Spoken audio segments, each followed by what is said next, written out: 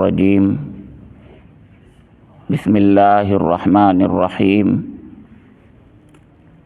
قل یا ایہا الناس انما انا لکم نذیر مبین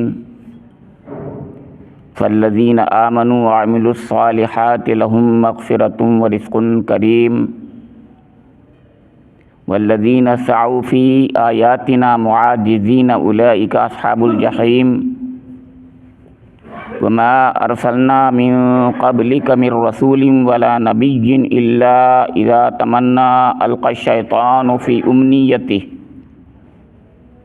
فینسخ اللہ ما یلقی الشیطان ثم یحکم اللہ آیاتہ واللہ علیم حکیم لیجعل ما یلقی الشیطان فتنة للذین فی قلوبهم مرض والقاسیة قلوبهم وَإِنَّ الظَّالِمِينَ لَفِي شِقَاقٍ بَعِيدٍ وَلِيَعْلَمَ الَّذِينَ أُوتُوا الْعِلْمَ أَنَّهُ الْحَقُّ مِنْ رَبِّكَ فَيُؤْمِنُوا بِهِ فَتُخْبِتَ لَهُ قُلُوبُهُمْ وَإِنَّ اللَّهَ لَهَادِي الَّذِينَ آمَنُوا إِلَى صِرَاطٍ مُسْتَقِيمٍ صدق اللہ مولانا العظیم۔ یہ سورہ الحج کے 7ویں رکوع کی 6 آیات جو 50 تا 54 آیات پر مشتمل ہیں آپ کے سامنے، 49 تا 54 آیات پر مشتمل ہیں، وہ آپ کے سامنے تلاوت کی گئی ہیں۔ ان آیات کریمہ کا ترجمہ ہے: اے نبی صلی اللہ تعالیٰ علیہ وآلہ وسلم،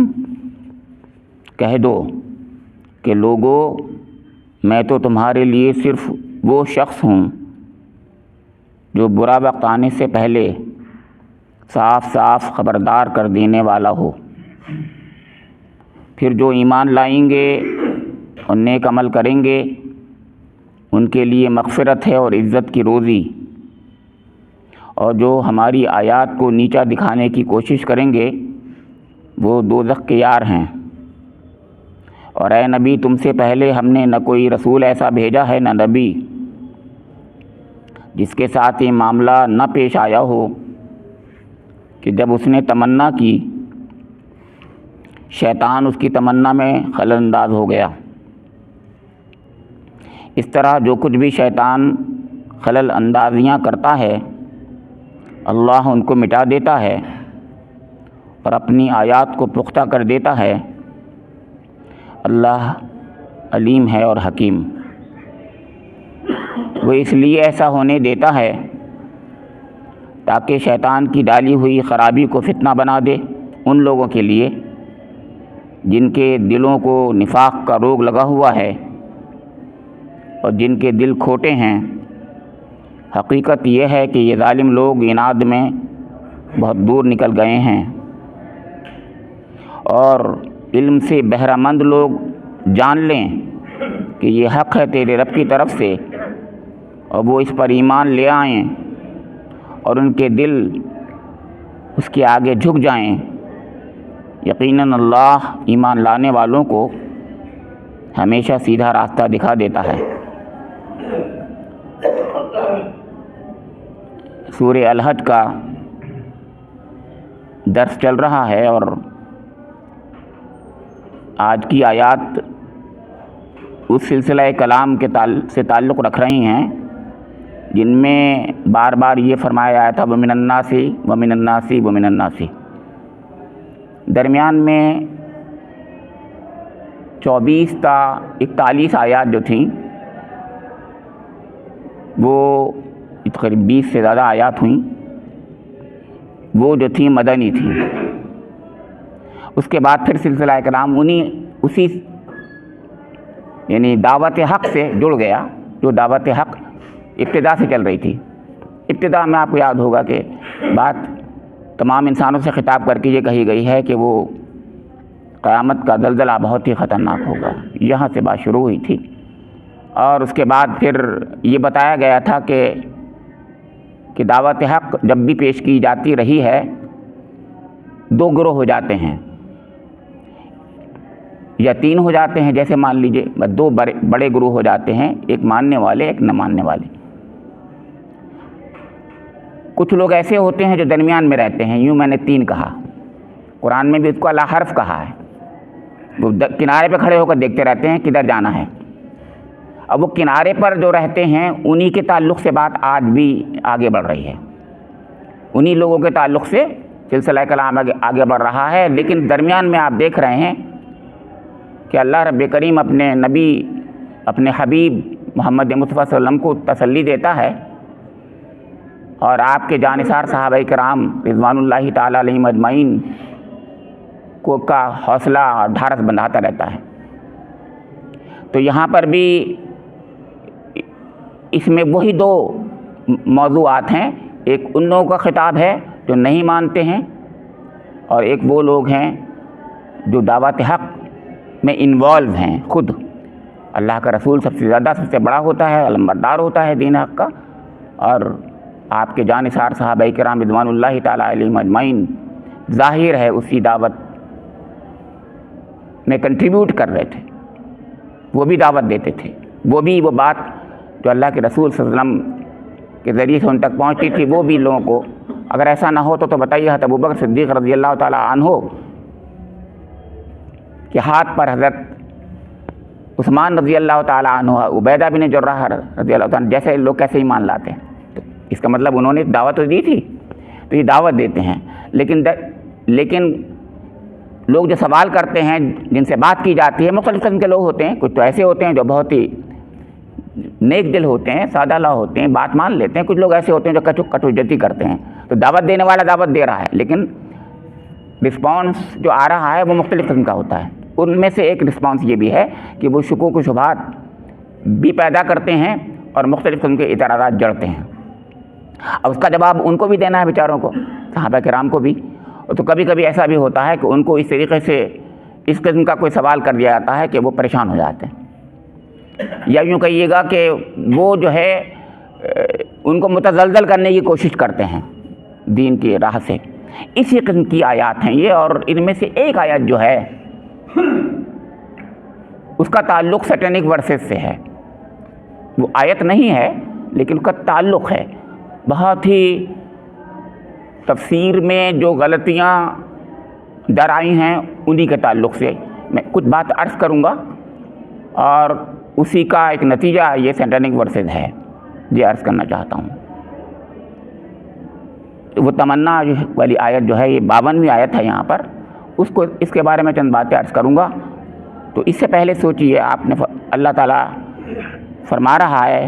تمام انسانوں کو خطاب کر کے، قل، اور قل جب کہتا ہے اللہ تعالیٰ تو اپنے نبی سے کہتا ہے، قل یا ایھا الناس، اے لوگو۔ قل کیوں کہا گیا؟ اس کے بارے میں نے بارہا آپ کے سامنے بات رکھی ہے کہ اللہ تعالیٰ جب دیکھتا ہے کہ میرے دعوت کے مخاطبین جو ہیں، میرے نبی کی دعوت کے مخاطبین جو ہیں اعراض کر رہے ہیں، مانتے نہیں ہیں، ناراض جب اللہ تعالیٰ ہو جاتا ہے کچھ، تو پھر وہ خود نہیں ان سے خطاب کرتا، ورنہ اللہ تو بڑا کریم ہے، خود خطاب کرتا ہے، یا ایھا الناس کر کے خطاب کرتا ہے۔ لیکن جب دیکھتا ہے کہ وہ بات نہیں مان رہے ہیں تو پھر اپنے حبیب سے کہتا ہے کہ آپ ان سے کہہ دیجئے، جیسا کہ میں نے بارہا مثال دی ہے کہ جب میں اپنے بچوں سے ناراض ہو جاؤں تو بیوی سے کہتا ہوں ذرا ان کو سمجھا لیجئے، تو اس قسم کی چیز ہوتی ہے۔ تو یہ ہے وہ اس کا مطلب وہ مرحلہ آ گیا ہے جب کہ اللہ تعالیٰ حجت تمام کر چکا ہے اور کر رہا ہے، بالکل آخری آیات ہیں یہ اس طریقے سے کہ اب ہجرت ہونے والی ہے، گویا حجت تمام ہو رہی ہے، تو اللہ تعالیٰ جو ہے ان سے ناراض ہے، وہ اپنے حبیب سے کہہ رہا ہے کہ تم ان سے کہہ دو۔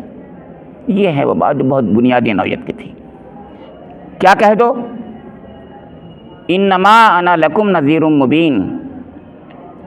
آپ اے نبی اکرم ان لوگوں سے کہہ دیجئے کہ اے لوگو، میں تو صرف ایک عریاں آگاہ کرنے والا ہوں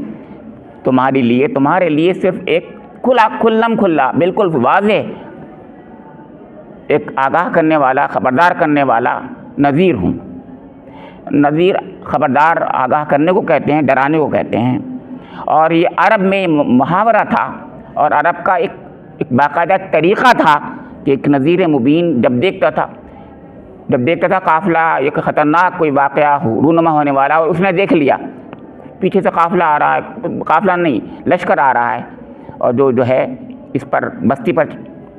جا پڑے گا، اور اکیلے نے دیکھ لیا، کسی نے دیکھ لیا تو چپ وہ ہلکے سے جا کر کے پہاڑی پہ کسی کھڑے ہو کر کے اپنے دامن کو پھاڑ لیتا تھا، اور اونٹ کے بھی کان چیر دیتا تھا وغیرہ وغیرہ کر کے، اور کہتا تھا یا صباحا، صبح کی آفت، اور پھر کہہ کر کے وہ کہتا تھا کہ مصیبت آنے والی ہے۔ یہ صبح کی آفت کا مطلب یہی ہے، اور صبح میں ایک دم آتی تھی اندھیرے میں سے جو مصیبت آتی تھی۔ تو یہ ہے نذیر مبین ہے، آپ ان قیامت کا حل، جو زلزلہ جس کا ذکر میں نے ابھی کیا تھا سب سے پہلے سورہ کی آیت کی پہلی آیت میں جو تھا، اس سے ڈرا رہا ہے اللہ تعالیٰ۔ تو نذیر مبین ہے، رسول ڈرا رہا ہے، اللہ تعالیٰ اپنے کلام پاک سے ڈرا رہا ہے، کہہ رہا ہے کہ آپ یہ کہہ دیجئے کہ میں تو ڈرانے والا ہوں اس بڑے عذاب سے جس سے بچنے کا کوئی راستہ ہے ہی نہیں۔ تو دنیا کے عذابوں کا معاملہ ایک الگ ہے، لیکن وہ عذاب سب سے بڑا عذاب ہے، اس سے بچ کوئی نہیں سکتا، اور بالکل دودھ کا دودھ پانی کا پانی ہوگا، ذرہ برابر ظلم نہیں ہوگا۔ تمام باتیں اس سے پہلے آ چکی ہیں۔ تو میں تمہارے لیے اس بڑے عذاب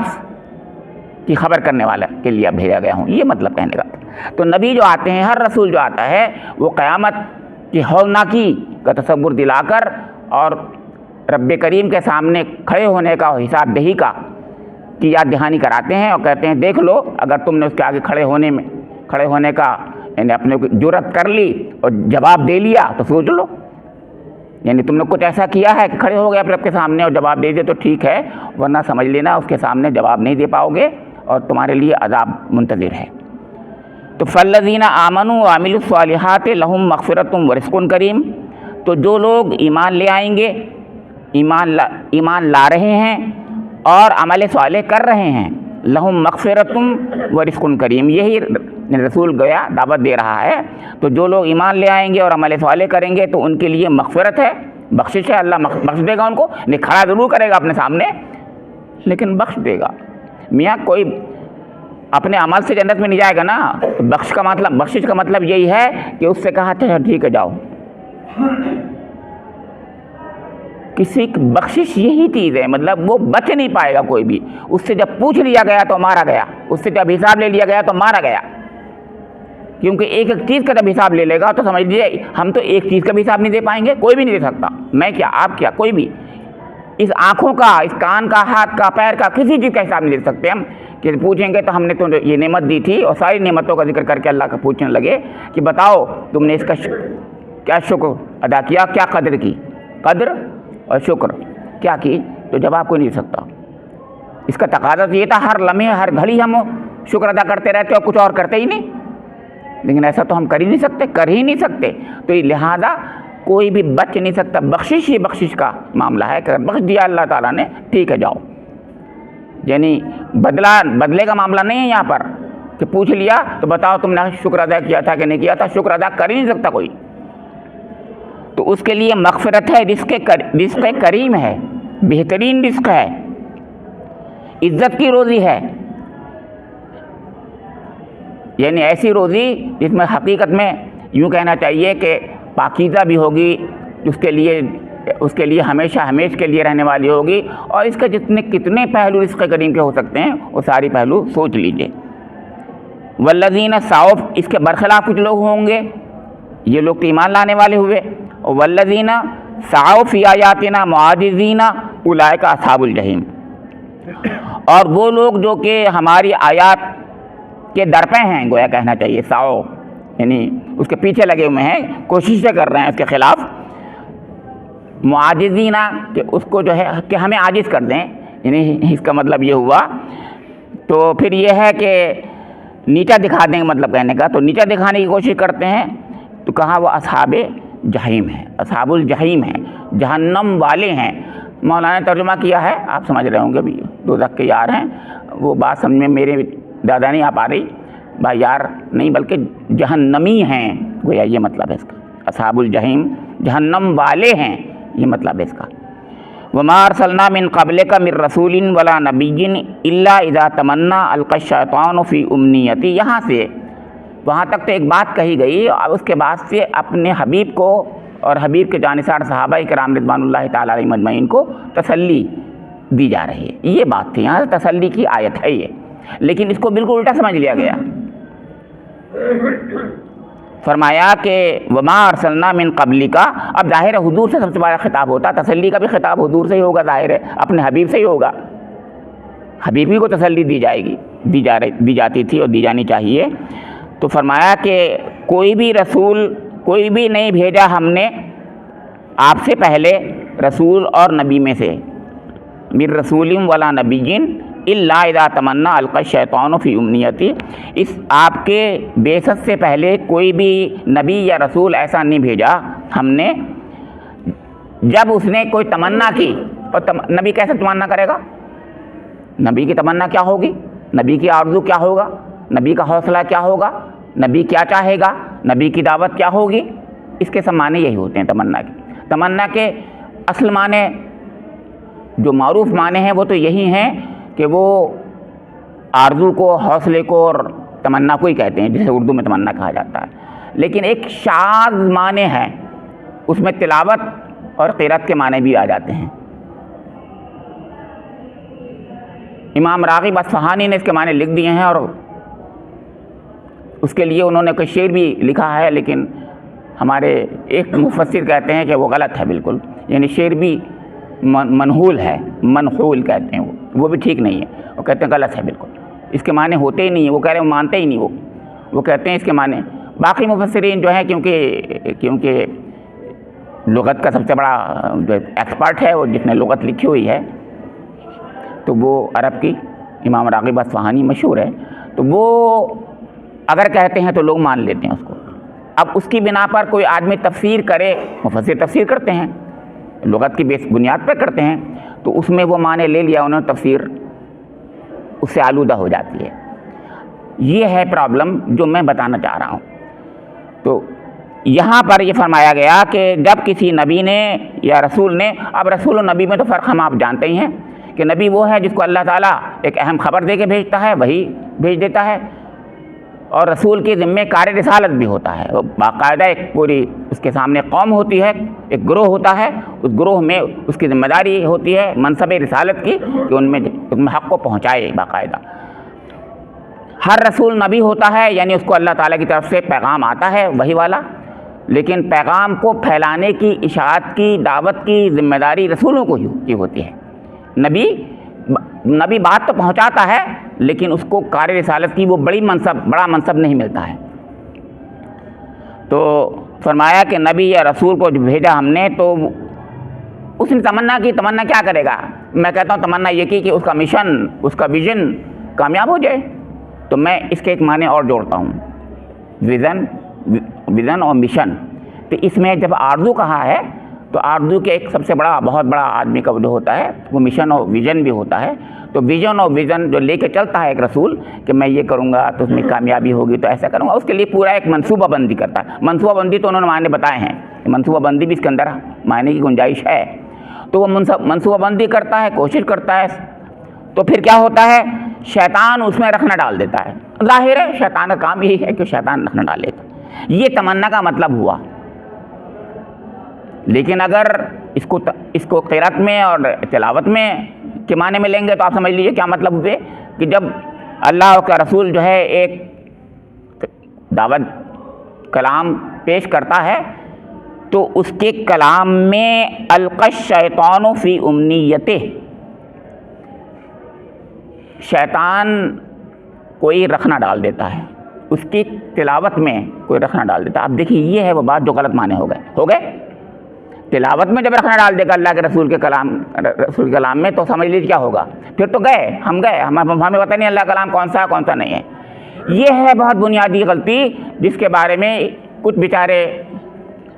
امام طبری بھی اس میں دھوکہ کھا گئے, حالانکہ انہوں نے اس کو کہا ہے کہ یہ جو ہے صحیح نہیں ہے, کمزور رائے ہے, لیکن کہہ گئے. کہنا تو نہیں چاہیے تھا نا, یہ کہتے بھی نہیں, اس کو بتانا نہیں چاہیے تھا. بہرحال اس معنی کی وجہ سے, تلاوت کی معنی کی وجہ سے انہوں نے اس کو ایک کمزور روایت کے لحاظ سے بات پیش کر دی, اور اس کو جوڑ لیا اس سے جو کہ میں وہ قصہ سنا دیتا ہوں, وہ جس کی بنا پر میں کہہ رہا ہوں کہ وہ ہے تفسیر غرانقہ. वन्नज्म की सूरह हुजूर नबी अकरम तिलावत कर रहे थे, वही आ चुकी थी, ज़ाहिर तिलावत कर रहे थे, तो उसमें अफ़रअय्तुमुल लात वल उज़्ज़ा व मनात अस्सालिसतल उख़रा अलकुमुज़ ज़करु व लहुल उन्सा तिल्का इज़न क़िस्मतुन ज़ीज़ा। लेकिन दरमियान में इब्लीस, उनके लिहाज से इब्लीस ने रखना डाल दिया। तो रखना डाल के कहा, अब मैं बताता हूँ कैसे पढ़ा, उनकी नज़र में कैसे पढ़ा, नऊज़ु बिल्लाह। उन्होंने कहा कि अफ़रअय्तुमुल लात वल उज़्ज़ा व मनात अस्सालिसतल उख़रा तिल्कल ग़ुरानक़तिल उला व इन्ना शफ़ाअतुहुन्ना लतुरजा। इनमें दो जो कलमे थे वो इब्लीसी कलमे हैं, सैटानिक वर्सेस हैं बेटा, इसी को सैटानिक वर्सेस कहते हैं। ये सैटानिक वर्सेस हैं जो जिस पे शैतान रुश्दी पूरी कहानी पूरा नॉवेल बना दिया उसने, बहुत गंदा किस्म का, जो बैन हो चुका है, आपको पता है, सब कुछ है, और 2 बार उस पर हमले हो चुके हैं, दोहराएंगे। बहरहाल, तो इसका मतलब है तिलकल ग़ुरानक़तिल उला, ये बहुत बड़े ऊंचे दर्जे वाली देवियां हैं, तिलकल ग़ुरानक़तिल उला व इन्नत शफ़ाअतुहुन्ना तुरजा, और इनकी शफ़ाअत अल्लाह के नज़दीक बहुत अच्छी, ज़रूर उम्मीद है कि उनकी शफ़ाअत कबूल की जाएगी। अब बताइए उसके बाद है अलकुमुज़ ज़करु व लहुल उन्सा, तो तुम्हारे लिए बेटे हैं और अल्लाह के लिए बेटियां, वो बेटियां कहते थे ना फरिश्तों को। तो अब बताइए कैसे मिसफिट है ये, बिल्कुल अगली बात, ये शैतान की बात थी, शैतान ने ही कहानी फुलझड़ी छोड़ी थी, यानी कहीं किसी ने कहा नहीं था, बल्कि फुलझड़ी छोड़ी थी किसी शैतानी इंसान ने, शैतानी इंस में से किसी सरदार कुरैश ने ये फुलझड़ी छोड़ दी, और लोगों ने इसको समझा कि ऐसा ऐसा हो गया। तो यहाँ फरमाया जा रहा है कि अल्लाह ताला आगे फरमा रहा है कि शैतान जब उसकी उम्निया में, यानी उसकी आरज़ू में रखना डालता है, आरज़ू में रखना ऐसे डालता है कि अमलन उसको रोक देता है। सीधे मायने तो ये हुए इसके, सीधे मायने ये हैं, बिल्कुल ठीक माने, कि वो नहीं चाहता कि मिशन कामयाब हो, नबी का मिशन कामयाब हो, वो कभी नहीं चाहता, चाहेगा कभी नहीं चाहेगा इब्लीस। लिहाजा वो पूरी कोशिश करता है, अपने एजेंट्स को ले आता है। कौन से 2 एजेंट्स? एक वो जो नज़र आते हैं शयातीन इंस, और एक वो जो नज़र नहीं आते शयातीन जिन। तो शयातीन जिन और शयातीन इंस की फ़ौज को लगा देता है। उनमें अबू जहल, अबू लहब और फला भी लोग होते हैं, ये शयातीन इंस हैं। और बहुत से ऐसे लोग पोशीदा मखलूक में जिन वो भी थे, ज़ाहिर है वो भी शैतान जिन जो थे वो भी काम कर रहे थे। ये फरमाया जा रहा है। तो अल्लाह ताला फरमा रहा है, अल्लाह ताला क्या करता है? अल्लाह ताला फरमा रहा है फ़यनसखुल्लाहु मा युल्क़ि शैतानु सुम्मा युहकिमुल्लाहु आयातिही वल्लाहु अलीमुन हकीम। तो अल्लाह ताला यानी उस